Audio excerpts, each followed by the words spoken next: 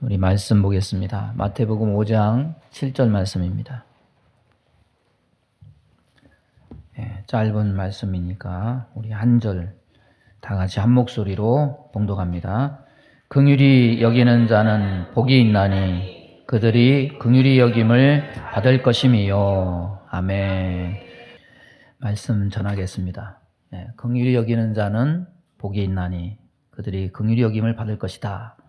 오늘 본문은 팔복의 5번째 특징을 말씀합니다.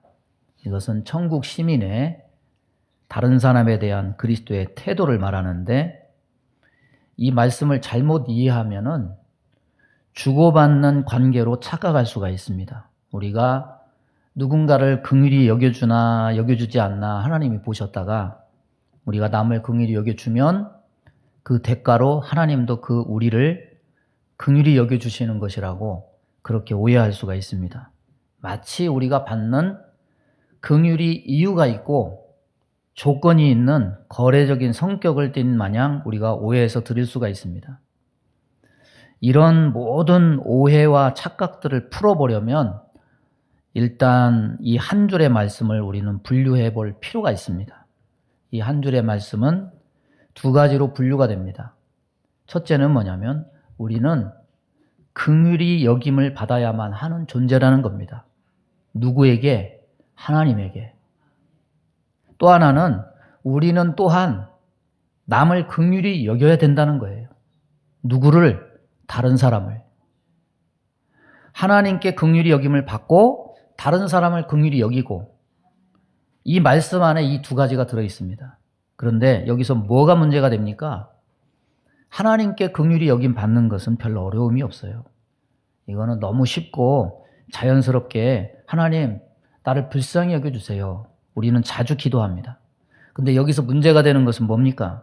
하나님이 아니라 사람을 향해서입니다. 왜냐하면 사람을 긍휼히 여기는 것은 실제적으로 매우 어렵습니다.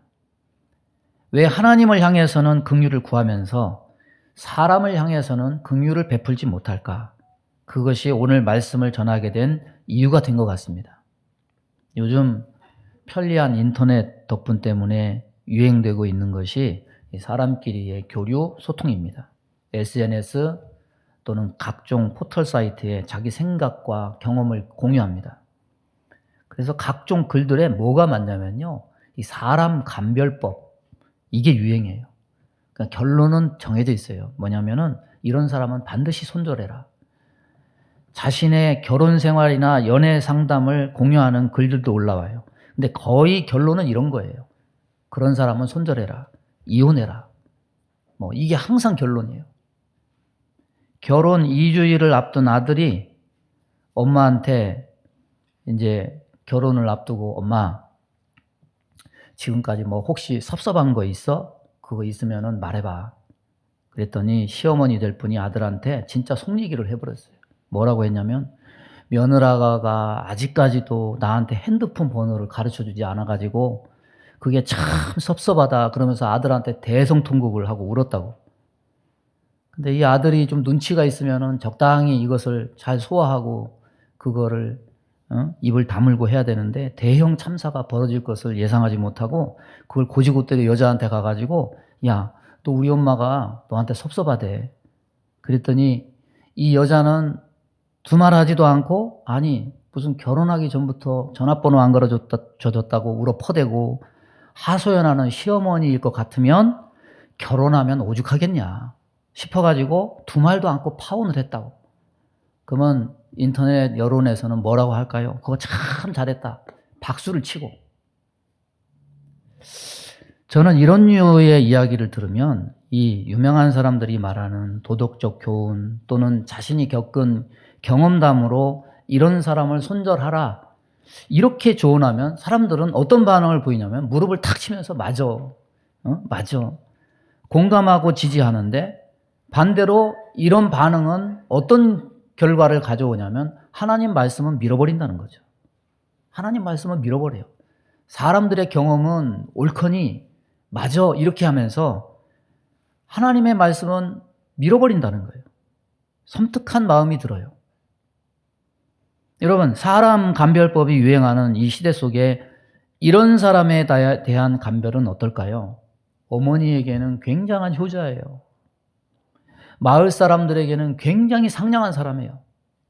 회사 동료들에게는 굉장히 성실하고 친절한 사람이에요. 여러분, 이런 사람 손절할 수 있습니까? 이런 사람 감별을 나쁘다고 말할 수 있습니까? 그런데 이 사람이 누구냐?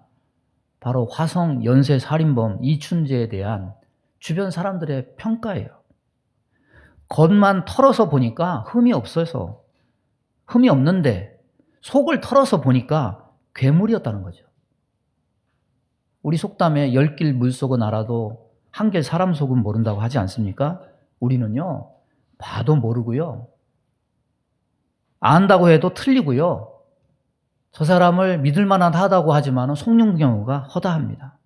여러분, 사람들이 사람에게 전해주는 허술한 감별법 가지고 이 세상에서 우리는 승리하며 살 수가 없어요. 오늘 마지막 주일입니다. 마지막 주일까지 오게 된 것은 오늘 본문을 가지고 말씀드리자면 내가 뭘 잘 알아서 감별, 분별 잘해서 여기까지 잘 헤쳐나온 것이 아님을 여러분은 잘 알 겁니다. 하나님의 긍휼과 자비하심 때문이에요. 마지막 주일을 보내면서 하나님의 긍휼을 생각하고 사람을 향한 긍휼을 생각하면서 모든 관계가 온전해지고 새로워지는 은혜가 있기를 바랍니다. 우리가 예수님이 자신을 따르는 제자들에게 긍휼히 여기는 자는 복이 있나니 저희가 긍휼히 여김을 받을 것이다, 이 말씀하신 진의가 무엇인지 알기 위해서는 우리는 구약으로 가봐야 돼요. 시편 18편 25절에 보면 자비한 자에게는 주의 자비하심을 나타내시며 완전한 자에게는 주의 완전하심을 보이신다. 자비한 자에게는 주의 자비하심을 나타낸다. 자비한 자는 누굽니까? 하나님의 백성이에요. 예수님이 말씀하신 때에서는 그 하시는 말씀을 듣는 대상인 예수님을 따르는 제자들이에요. 근데 이 자비한 자가 시편 다른 곳에 어떤 자인지 거기서 말씀하고 있어요. 시편 119편 159절 보면 내가 주의 법도 사랑함을 보옵소서. 여호와여 주의 인자하신 대로 나를 소송케 하소서. 또 시편 119편 132절을 보면 주의 이름을 사랑하던 자에게 베푸시던 대로 내게 돌이키사 나를 긍휼히 여기소서. 하나님의 법도를 사랑하고 하나님의 이름을 사랑하는 것은 곧 하나님을 사랑한다는 겁니다. 하나님을 사랑하니까 그분의 이름도 그분의 법도도 다 사랑스러운 거예요.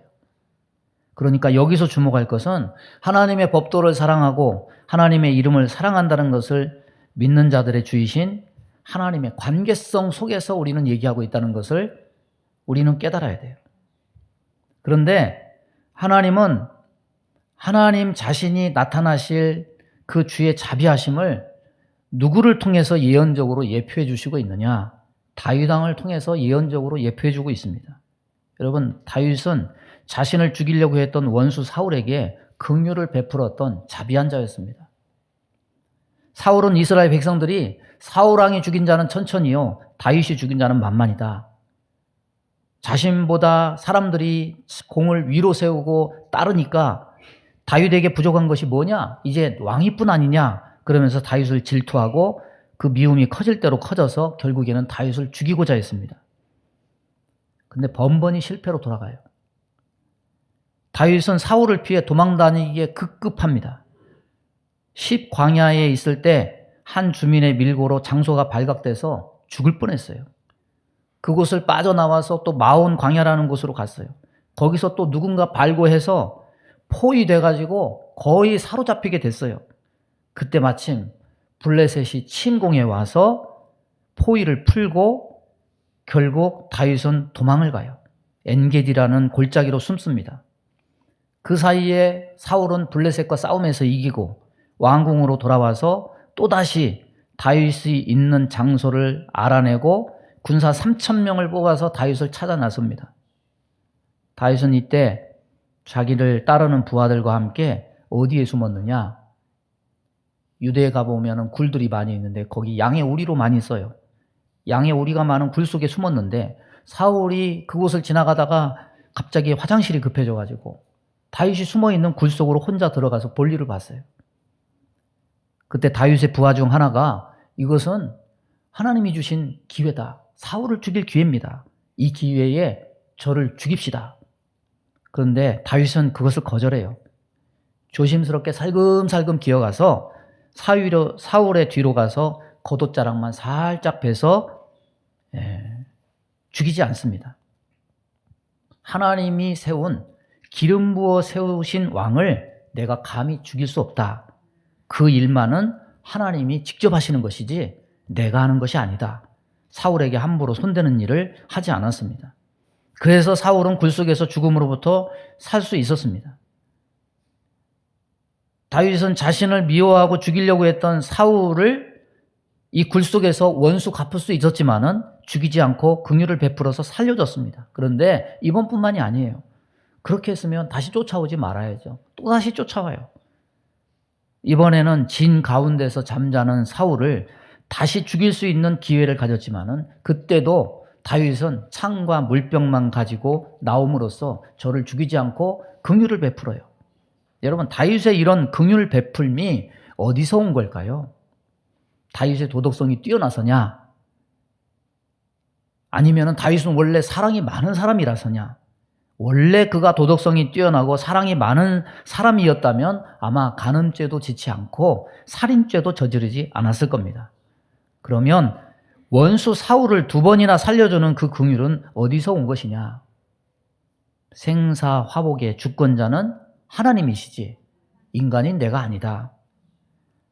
다윗의 긍휼은 결국 하나님의 주권을 인정하고 그 결정과 판단과 심판을 하나님께 맡기는 삶의 결과였지 개인의 도덕성에서 나온 것이 아니라는 거예요. 여러분, 신자의 삶에 하나님이 개입되어 있으면은 죄가 막아집니다. 요셉이 하나님을 의식하니까 범죄치 않습니다.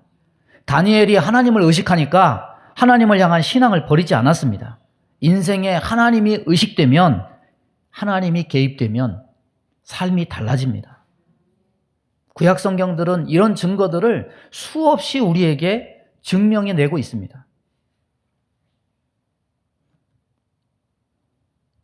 다윗이 원수 사울을 긍휼히 여긴 것은 그가 하나님을 의식하고 하나님이 개입되어 있기 때문이라는 이 원리는 오늘 팔복의 말씀에서도 그대로 적용이 돼요. 긍휼히 여기는 자는 복이 있나니 그들이 긍휼히 여김을 받을 것이다. 사람들은 이 말씀의 주어를 모두 무엇으로 오해하는 오류를 범합니까? 긍휼히 여기는 자의 주어를 나로 생각해요. 긍휼히 여기는 주어인 자기 자신을 스스로 어떻게 생각하느냐? 이 정도는 내가 베풀 수 있어. 이 정도는 이거는 좀 안 될 것 같아. 자기가 스스로 긍휼을 베풀 수 있는지 없는지 선을 정하고 판단을 하고 선택을 합니다. 다시 말하면 다윗의 주어는 하나님이었는데 오늘날 팔복을 읽고 있는 이 시대의 사람들은 이 주어를 하나님으로 읽지 않고 뭘로 읽느냐? 나로 읽어요. 내가 긍휼을 베풀 수 있는지 없는지 생각하고 판단하고 정합니다. 주어를 모르니까 참 착각을 해도 유분수예요.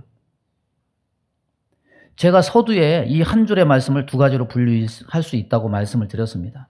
우리는 하나님께 긍휼히 여김을 받아야만 하는 존재다. 여러분 믿습니까? 또 하나는 우리 또한 나 외에 다른 사람을 긍휼히 여겨야 된다. 믿습니까? 아멘이 좀 시원찮네요. 근데 여러분 곰곰이 생각해 보세요. 우리가 스스로 생각하고 있는 나라는 존재가 과연 하나님께 긍휼히 여김 받을 수 있는 자격이 있습니까?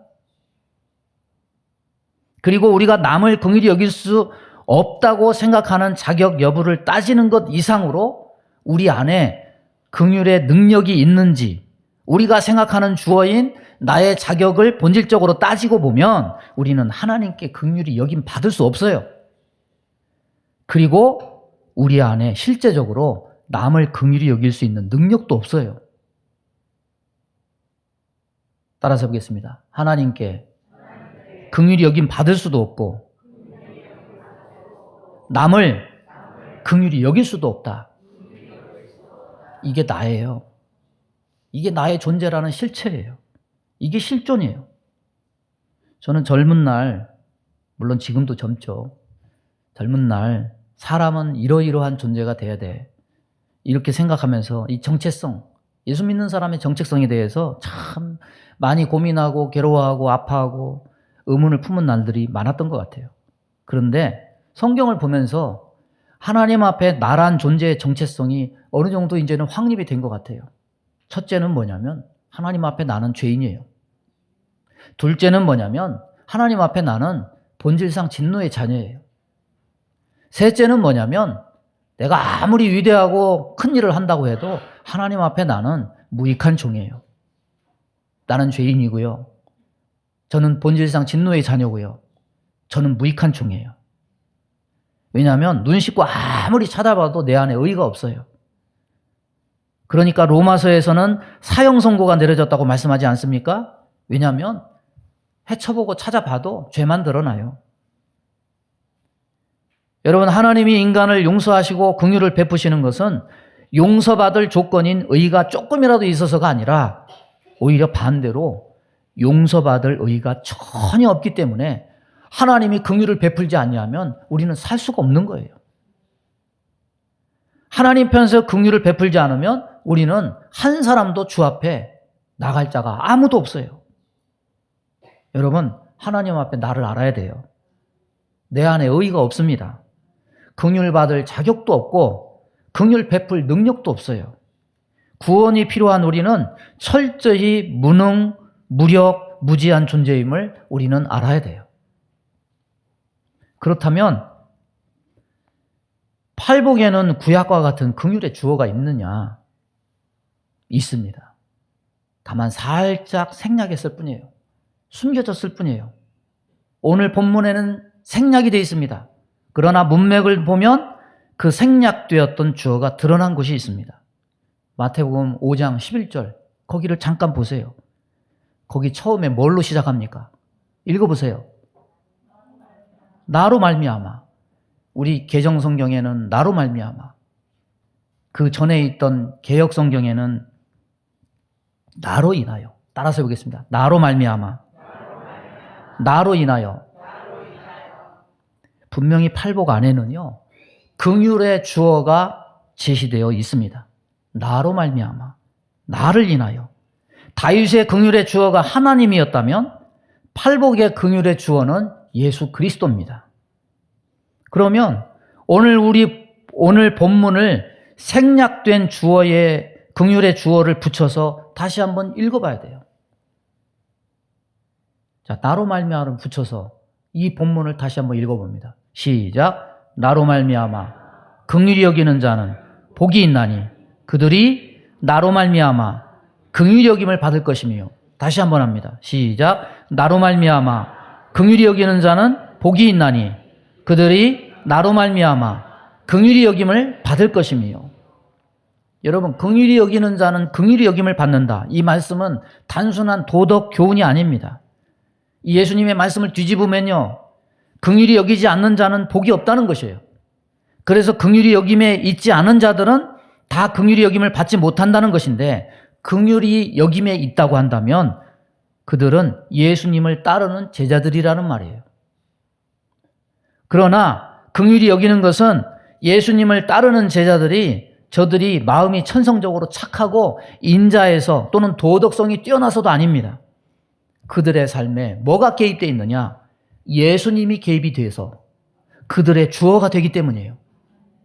그러니까 이 말은 제자들의 변화된 삶을 풀어보면 무슨 뜻인지 다 이해가 가게 돼 있습니다. 예수님 십자가 지시기 전에 제자들의 모습을 보면 자기들끼리도 다투고 싸우고 그런 모습이에요. 긍휼이 없어요. 그러나 예수님이 하나님의 어린 양이 되어서 십자가에서 죽으셨습니다.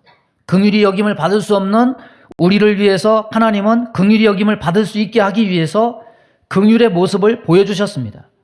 긍휼히 여김 받을 수 없는 우리가 긍휼히 여김 받을 수 있게 된 것은 예수 그리스도의 긍휼의 희생 때문이었습니다. 그리고서 그들에게 나타난 변화가 뭡니까? 베드로도 요한도 모든 제자들도 사도 바울도 달라졌습니다. 긍휼히 여기는 삶을 살게 됐습니다. 이런 변화의 중심에는 어떤 신앙적 노력을 특별히 더해서 발전된 게 아니에요. 왜 바꿔졌느냐? 따라서 보겠습니다. 그들의 삶의 주어가 바꿔졌기 때문이다. 나로 말미암아, 나를 인하여 바꿔졌기 때문이에요. 삶의 주어가 나에서 예수로 바꿔졌기 때문에 가능한 일이었던 거예요. 그러니까 긍휼의 주어를 나로 착각하면 긍휼히 여기는 자는 복이 있나니 저희가 긍휼히 여김을 받을 것이며 긍휼히 여김을 받는 것에는 위로를 받아도 긍휼히 여기는 것에는 살짝 부담이 돼요. 근데요, 이거는 살짝 부담만 되죠. 이보다 파워가 센 엄청 부담되는 말씀이 있습니다. 그게 뭡니까? 1만 달란트 빚진 자의 비유예요. 1만 달란트에 이르는 엄청난 빚을 왕으로부터 탕감받았지만은 그 자신은 자기에게 지극히 100데나리온이란 적은 빚을 탕감해 주지 않습니다. 이 비유는 다른 비유와 함께 이 비유의 목적이 뭐냐? 누가 하나님 나라에 들어가는가? 이것을 설명하기 위한 예화예요. 그런데 이 예화를 하시고 마지막에 붙은 말이 뭐냐면 만일 너희가 진심으로 내 형제를 용서하지 않으면 하늘에 계신 내 아버지께서도 너희를 용서하지 않을 것이다. 이건 굉장한 부담 아니에요? 그렇다면 이 말씀은 어떤 의미로 우리에게 다가옵니까? 긍휼히 여기지 않는 자는 복이 없나니 저희가 긍휼히 여김을 받지 못할 것이요. 마치 오늘 본문을 완전히 반대로 뒤집는 결과로 다가옵니다. 모두 어디에서 발목이 결려서 매우 큰 부담과 오해로 다가오느냐? 주어를 오해하면서 부담과 오해로 다가오는 거죠. 그런데 오늘 5장 7절 말씀에 주어를 입혀서 다시 한번 읽어보면 이 의미가 충분히 이해가 될 수 있는 거예요. 나로 말미암아 긍휼히 여기는 자는 복이 있나니 그들이 나로 말미암아 긍휼히 여김을 받을 것이다. 나로 말미암아가 빠지면 이건 아무것도 아니에요. 긍휼히 여길 수도 없는 존재가 되고 긍휼히 여김 받을 수도 없는 존재가 됩니다. 여러분, 우리의 오해를 정리해 봐야 돼요. 첫째는 우리가 긍휼히 여김 받는 것은 너무 쉽지만 사실 그 자격은 눈금만큼도 없어요. 여러분, 예레미야 애가의 3장 22절은 뭐라고 말합니까? 여호와의 인자와 긍휼이 무궁하심으로 우리가 진멸되지 아니함이니이다. 이것이 아침마다 새로우니 주의 성실이 크도소이다. 하나님의 인자와 긍휼 때문에 오늘 살아있는 거예요. 예수를 믿게 된 거예요. 하나님의 영생 천국인 하나님 나라를 바라볼 수 있게 된 거예요. 두 번째는 우리가 긍휼히 여길 수 있는 것 또한 내 자격에서 오는 것이 아니라는 거예요. 반드시 삶의 주어가 바뀌고 주인이 바뀌면서 온다는 거예요. 따라서 1만 달란트 탕감받은 자의 비유에서 만일 너희가 진심으로 내 형제를 용서하지 않으면 하늘에 계신 내 아버지께서도 너희를 용서하지 않을 것이다. 이 말씀하신 것은 이 삶의 주어가 바뀌지 않은 사람, 삶의 주인이 바뀌지 않은 사람, 그냥 교회 왔다 갔다 하면서 종교 생활에 머무르는 사람, 그리고 진리를 교양 정도로 생각하고 자기 의의를 쌓는 사람, 긍휼의 주어를 자기 자신으로 착각하는 사람을 향한 경고의 말씀입니다. 여러분, 신약에서 이 경고를 듣는 사람들은 바리새인들 아니었습니까? 성경은 이것을 전합니다. 삶의 주어가 예수로 바뀌지 않는 사람은 긍휼의 은혜를 받을 수도 없고 남을 긍휼히 여길 수도 없다. 따라서 보겠습니다. 삶의 주어가 예수로 바뀌지 않으면 긍휼의 은혜를 받을 수도 없고 남을 긍휼히 여길 수도 없다. 그러니까 1만 달란트 탕감받은 그 사람이 저주받은 것은요, 단순히 100데나리온을 탕감해 주지 않아서만이 아니에요. 하나님의 긍휼의 은혜가 뭔지도 모르는 거예요. 그것을 잘못 받았기 때문이에요. 여러분, 십자가 사랑을 모르는 사람이 어떻게 구원을 받을 수 있고 십자가 사랑을 모르는 사람이 어떻게 남을 용서하고 사랑할 수 있습니까?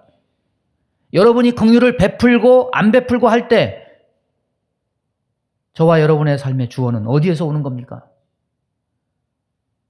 긍휼 하나 가지고 저주 운운하면서 예수님은 지금 우리의 마음을 부담스럽게 만드는 겁니까?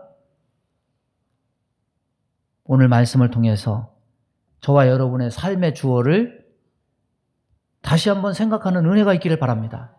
삶의 주어를 예수님으로 바뀌는 은혜가 있기를 바랍니다. 여러분, 인류 최대 타락의 증거는 어디 있다고 생각하십니까? 마지막으로. 노아 홍수 때의 사람들, 그리고 마지막 말세의 타락. 물론 그래서 세상은 멸망을 받습니다. 옛날에는 물로 심판했고 앞에 올 심판은 불로 심판하는 것이 분명히 있어요. 그런데 인류 최대의 타락을 보여주는 증거는요, 십자가예요. 십자가는요, 긍휼히 여김 받을 수 없는 죄인들을 긍휼히 여기기 위해서 베푸신 하나님의 사랑 표현입니다. 이것을 믿으십니까? 하나님의 사랑은 우리가 죄인 되었을 때에, 우리가 원수 되었을 때에, 우리가 연약할 때에, 아직 연약할 때에 베풀어진 사랑입니다. 그런데 그 하나님의 긍휼을 받아들이는 인류는 십자가 아래서 한 짓이 뭡니까? 뭐 했습니까? 하나님의 사랑과 긍휼을 보지 못했어요. 오히려 하나님의 아들을 정죄하고 심판해서 십자가에 못 박았어요. 여러분, 긍휼히 여김 받을 수 없는 자들이 긍휼히 여기지도 않고 긍휼히 여기기 위해서 이 세상에 온 메시아를, 성경을 왜곡 적용해서 정죄해서 십자가에 못 박아 죽인 거예요. 하나님의 율법을 철저하게 이행하려고 애를 썼던 바리새인들은 특별한 나쁜 사람들이었느냐? 여러분, 하나님의 말씀을 행하려고 열심히 특심이었던 사도 바울은 정말 나쁜 사람들이었느냐? 여러분, 긍휼과 정죄는 매우 다른 언어죠. 그들이 가진 율법에서 하나님의 긍휼을 읽어내지 못하고 정죄하는 법만 읽어냈어요.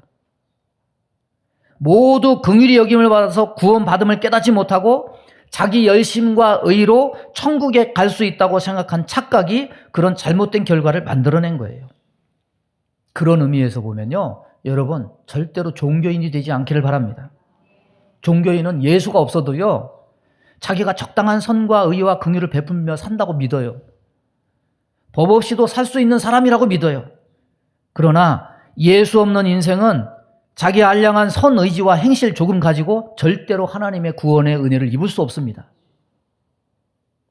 여러분, 교회의 타락이 도덕적 타락만 있는 것 아니에요. 우리는 에베소 교회를 향한 예수님의 경고를 절대로 잊어서는 안 됩니다. 계시록 2장 2절 보면은 내가 내 행위와 수고와 내 인내를 알고 또 악한 자들을 용납하지 아니한 것과 자칭 사도라 하되 아닌 자들을 시험하여 그의 거짓된 것을 내가 드러낸 것과 또 내가 참고 내 이름을 위하여 견디고 게으르지 아니한 것을 아노라. 그러나 너를 책망할 것이 있나니 너의 처음 사랑을 버렸느니라. 그러므로 어디서 떨어졌는지를 생각하고 회개하여 처음 행위를 가지라. 만일 그리하지 아니하고 회개하지 아니하면 내가 내게 가서 내 촛대를 그 자리에서 옮기리라.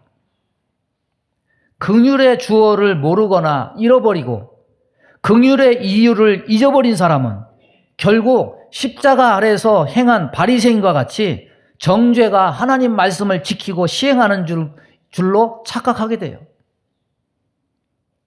여러분, 말세는 뭘로 알 수 있습니까? 여러 가지가 있겠지만 디모데후서 3장은 이렇게 전합니다. 너는 이것을 알라. 말세에 고통하는 때가 이르러 무정하고 원통함을 풀지 아니하며 모함하며 사나우며. 여러분, 말세의 모습은요, 분명히 긍휼은 없고 정죄만 있는 세상이라는 것을 우리에게 알려줍니다. 요즘 세상이 그래요. 어디를 봐도 긍휼은 없고 정죄만 난무하는 세상입니다. 여러분, 세상이 이렇다고 교회마저 그 세상의 소리에 귀를 담고 따라가 보면 결국 우리는 긍휼의 주어인 예수를 잃어버리고 나라는 존재가 십자가의 긍휼의 은혜는 있고 십자가 밑에 정죄만 행하는 모습으로 바뀌게 됩니다. 이것은 구원에서 멀어지는 길이에요. 생명의 길을 비껴가는 거예요. 이것은 예수님과 아무런 상관이 없습니다. 우리 다시 한번 오늘 말씀을 나로 말미암아를 포함해서 다시 한번 읽어봅니다. 시작. 나로 말미암아 긍휼히 여기는 자는 복이 있나니 그들이 나로 말미암아 긍휼히 여김을 받을 것이며 십자가 사랑 제대로 알아야 남을 긍휼히 여길 수도 있고 긍휼히 여김 받을 수도 있습니다. 긍휼의 주어를 바로 찾는 이 마지막 날 되기를 주님의 이름으로 축원합니다. 주여 한번 부르고 합심하여 기도하겠습니다. 주여 하나님 아버지 감사합니다. 오늘도 주의 말씀을 저희들에게 허락하심을 감사합니다. 예수가 빠진 인생, 긍휼의 주어가 예수임을 모르는 인생, 아무리 애쓰고 노력해도 저들에게는 구원도 없고 긍휼을 입을 수도 없음을 고백합니다.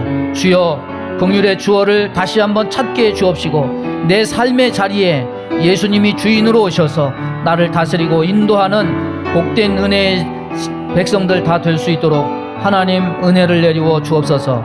예수님의 이름으로 축복하고 기도하옵나이다. 아멘. 믿음의 손을 가슴에 얹습니다. 몸이 아픈 곳에 손을 얹습니다.